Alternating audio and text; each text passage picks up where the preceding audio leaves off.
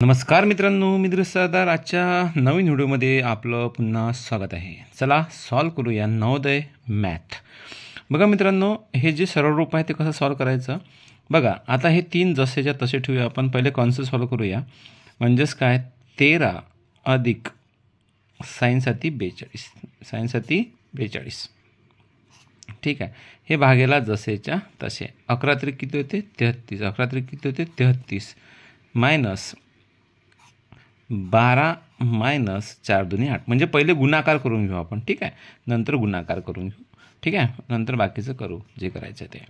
3 आता 12 म्हणजे 42 प्लस, म्हणजे आपण असं म्हणू शकतो की याचा आन्सर येऊ शकते 55. किती येते? 55 म्हणजे 55. ठीक आहे. इन ब्रॅकेट भागेला 33. ठीक आहे. मायनस 12तून 8 गेले 4 राहिले. चला पुढं घ्या. आता 3 आता याच्यामध्ये गुणाकाराचं साईन असते म्हणून आपण इथं गुणाकाराचं साईन देऊन देऊ.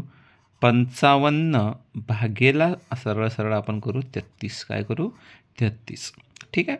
मग आपण असं पण करू शकतो 11 त्रिक 33, 11 पाची 55 म्हणून टेबल लावून पाहिजे. ठीक आहे. मायनस 4. मग आता उरले किती? 3 गुणेला 5 भागेला 3 मायनस 4. हे 3 3 सरळ सरळ कटले. म्हणजेच मग उरले किती?